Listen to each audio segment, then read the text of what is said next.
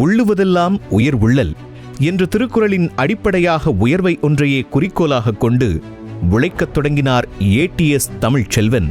1982களில் ஒரு சைக்கிளும் வெறும் 50,000 ரூபாய் முதலீடும் தன்னம்பிக்கையும் மட்டுமே கொண்டு கண்ணம்பாடி என்னும் சிறிய கிராமத்திலிருந்து மயிலாடுதுறை நோக்கி தன் கனவு பயணத்தை தொடங்கினார். இன்று அதன் மூலமாக பல குடும்பங்களை தன்னோடு பயணிக்க வைத்து தானும் வளர்ந்து பிறரையும் வளர்ச்சியடைய வைத்திருக்கிறது. ஒரு பெயர் ஒரு நிறுவனத்தின் அடையாளமாக மாறுவதும், ஒரு தொழிலின் அடையாளமாக மாறுவதும், ஒரு ஊரின் அடையாளமாக மாறுவதும் ஒரு மனிதன் தன் தொழிலில் கொண்ட நேர்மைக்கும் நாணயத்திற்கும் கிடைத்த மிகப்பெரிய வெற்றி என்பதாகும். அப்படித்தான் திரு தமிழ்ச்செல்வன் என்ற மனிதர் ஏடிஎஸ் என்ற அடையாளமாக மாறினார். வாடிக்கையாளரிடம் பெற்ற நன்மதிப்பும் நிறுவனங்களிடம் பெற்ற நம்பிக்கையும் அவரது தொழிலை மேலும் பெரிதாக்குகிறது. சைக்கிள் வியாபாரம் ஒரு கட்டத்தில் ஹோல்சேல் கடையாக மாறியது. அடுத்த ஹோல்சேல் கடை மளிகை கடையாக மாறியது. இதன் மூலம் ஏடிஎஸ் என்றாலே நாணயம் என்ற பெயரை பெற்றது. பிரிட்டானியா என்ற பிராண்டை கடைக்கடையாக கொண்டு சேர்த்ததன் பலன் அந்த நிறுவனமே அவரது நேர்மையையும் உழைப்பையும் கண்டு ஏஜென்சி தர முன் வந்தது. அன்றைய காலகட்டத்தில் அவர் சம்பாதித்த மொத்த பணத்தையும் தாண்டி அந்த ஏஜென்சிக்கு முதலீடு செய்யும் சூழல் ஏற்பட்டது. தன் நண்பர்கள் மற்றும் உறவினர்கள் உதவியோடு அந்த தொகையை ஏற்பாடு செய்து துளியும் யோசிக்காமல் துணிச்சலோடு அந்த ஏஜென்சியை கையில் எடுத்தார். அதன் விளைவாக மயிலாடுதுறையில் முன்னணியில் இருந்த இன்னும் பல ஏஜென்சிகளையும் கையில் எடுத்து பெரிய அளவில் நடத்தத் தொடங்கினார் ஏடிஎஸ். அதன் பிறகு பல சரிவுகளை பலமுறை கண்டாலும் அதே முனைப்போடு மீண்டும் எழுவதை குறிக்கோளாக கொண்டு கிட்டத்தட்ட 2000 வரை இந்த ஏஜென்சி வியாபாரத்தில் உச்சகட்ட வளர்ச்சியை அடைந்தார். அத்துடன் அவர் நிற்கவில்லை. அதன் பிறகான காலகட்டம் நவீன தொழில்நுட்பங்களுக்குள் ஊடுருவியது. நவீன தொழில்நுட்பங்கள் மார்க்கெட்டுகளுக்கு வந்தது. மொபைல் போன்கள் புழக்கம் மக்களிடையே பரவத் தொடங்கியது.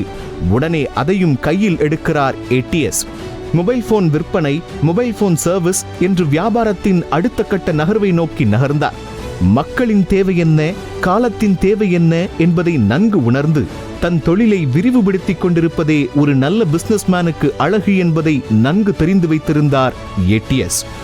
அடுத்தபடியாக 2000இல் ரியல் எஸ்டேட் இண்டஸ்ட்ரியில் லேண்ட் ப்ரமோஷனும், 2008ஆம் ஆண்டு ஜுவல்லரி இண்டஸ்ட்ரியிலும், 2010ஆம் ஆண்டு கல்வி நிறுவனங்களிலும் தடம் பதித்தார். பின்னர் எம்எஸ்ஆர் என்ற ஹார்ட்வேர் ஷாப்பை நடத்தத் தொடங்கினார். தற்போது 2023ஆம் ஆண்டு மருத்துவமனை என்ற இன்னொரு துறையிலும் கால் பதிக்கிறார். இப்படி மக்களுக்கு நேரடியாக தேவைப்படும் ஒவ்வொரு பொருளிலும் தன்னுடைய வியாபார முத்திரை இருக்க வேண்டும் என்று விரும்பி தனது சிறகுகளை விரித்துக் கொண்டே செல்கிறார். இந்த வியாபார பெருக்கத்திற்கு பின்னால் இருக்கும் வெற்றியின் ரகசியம் அவர் பெயரின் ஆங்கில முதல் எழுத்துக்களை வைத்தே உதாரணமாக சொல்லலாம். ஏடிஎஸ் என்றால் ஏம், டார்கெட், சக்சஸ் என்பதே ஆகும். வெறுமனையே மனித முயற்சிகளால் மட்டும் இது ஆகுமா என்றால் இல்லை. அதையும் தாண்டி தெய்வ பக்தியும் ஆன்மீக நம்பிக்கையும் அவரது இன்னொரு பெரிய பலம் என்று சொன்னால் அது மிகையாகாது. இதுவரை 40 முறைகளுக்கு மேல் சபரிமலைக்கு சென்றிருக்கும் இவர் ஒவ்வொரு வருடமும் ஒரு புது கன்னிசாமியை அழைத்துச் செல்வதை வழக்கமாக வைத்திருக்கிறார். பல்வேறு கோவில்களுக்கான திருப்பணிகளையும் பொருளுதவிகளையும் செய்து கொண்டே இருந்திருக்கிறார். இன்றளவும் தன்னுடைய அன்றாட பணிகளை ஒரு கோவிலுக்கு சென்று வழிபாடு செய்த பின்னரே தொடங்குவதை வழக்கமாக வைத்திருக்கிறார். என் தகப்பன் எனக்கு இதைத்தான் சொல்லிக் கொடுத்தான். முதிர்ந்த மரத்தின் வேர்களைப் போல் மண்ணில் ஊன்றவும், பெருத்த பறவையின் சிறகுகள் போல் விண்ணில் அலையவும் என்பது ஒரு ஆப்பிரிக்க பழங்குடி பாடல். இந்த வரிகளுக்கேற்ப தன்னுடைய அடுத்த தலைமுறையான தன்னுடைய மகன்களுக்கும் வியாபாரத்தை அடுத்த கட்டத்திற்கு கொண்டு செல்வதற்கான வழிகாட்டியாக இருக்கிறார். இப்படி 50 ஆண்டுகளை தாண்டி வெற்றி நடை போடுகிறது ஏடிஎஸ் என்னும் பெரும் சாம்ராஜ்யம்.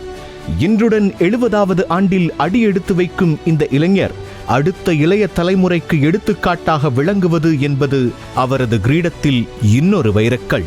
குடும்பம், நண்பர்கள், தொழில் உறவுகள் மற்றும் அனைவரின் சார்பாகவும் இந்த மாமனிதருக்கு பிறந்தநாள் வாழ்த்து கூறுவதில் பெருமகிழ்ச்சி அடைகிறோம்.